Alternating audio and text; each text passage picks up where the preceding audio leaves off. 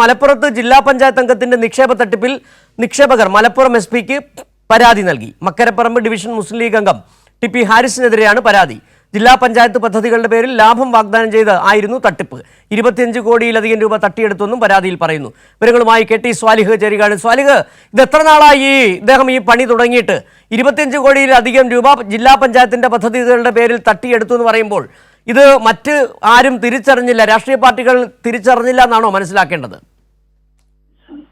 സിജു, ഒരാഴ്ചയായി ഇക്കാര്യം സജീവമായി ചർച്ചയിൽ നിൽക്കുകയായിരുന്നു. ഇതിനിടെ ഇയാൾ ഒളിവിൽ പോവുകയും ചെയ്തിട്ടുണ്ട്.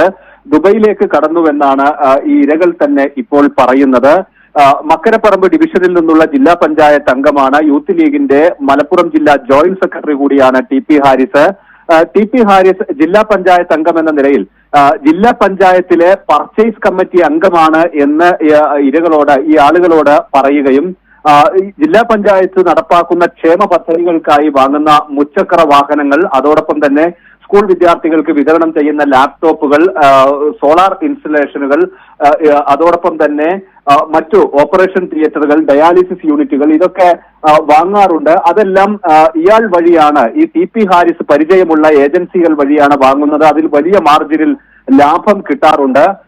ഈ ലാഭവിഹിതം നൽകാം, ഈ പദ്ധതികൾ നടപ്പാക്കുന്നതിന് ഈ സാധനങ്ങൾ വാങ്ങാൻ പണം നൽകിയാൽ ലാഭവിഹിതം നൽകാമെന്ന് പറഞ്ഞാണ് ഇത്രയും തുക വാങ്ങിയിട്ടുള്ളത്. ഇന്ന് 6 പേർ ചേർന്നാണ് ജില്ലാ പോലീസ് മേധാവിക്ക് പരാതി നൽകിയത്.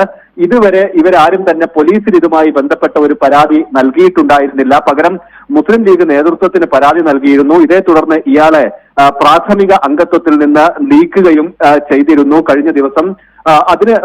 എന്നിട്ടും ഈ ഇരകൾ പറയുന്നത് ജില്ലാ പഞ്ചായത്ത് പ്രസിഡന്റ്, വൈസ് പ്രസിഡന്റ് തുടങ്ങിയവരുടെ അറിവോടെയാണ് ഈ തട്ടിപ്പെല്ലാം നടന്നിട്ടുള്ളത് എന്നാണ് ഇവർ പറയുന്നത്.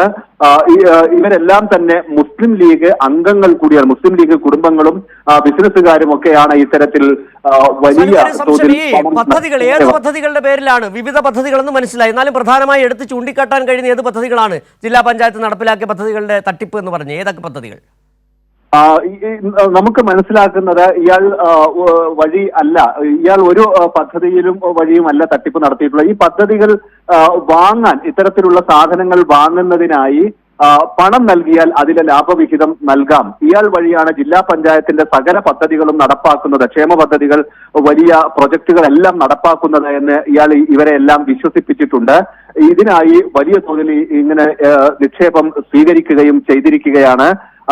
ഇവർക്കാർക്കും തന്നെ ഇക്കാര്യത്തിൽ ഒരു സംശയം ഉണ്ടായിരുന്നില്ല. കാരണം മുസ്ലിം ലീഗിന്റെ സമുന്നതരായ നേതാക്കളെല്ലാം തന്നെ ജില്ലാ പഞ്ചായത്ത് വൈസ് പ്രസിഡന്റ് ഉൾപ്പെടെയുള്ളവരുടെ അറിവോടെയാണ് ഈ പണം നൽകിയത് എന്നാണ് ഇവർ ഇപ്പോൾ പറയുന്നത്. ഇന്ന് ഇപ്പോൾ ജില്ലാ പോലീസ് മേധാവിക്ക് കൂടി ഇക്കാര്യത്തിൽ ഒരു പരാതി നൽകിയിരിക്കുകയാണ്. പ്രാഥമികമായി ഇക്കാര്യത്തിൽ വലിയ തട്ടിപ്പ് നടന്നിട്ടുണ്ട് എന്നത് പുറത്ത് അറിയുന്നത് മുസ്ലിം ലീഗിന്റെ നടപടി വന്നതിന് ശേഷമാണ്.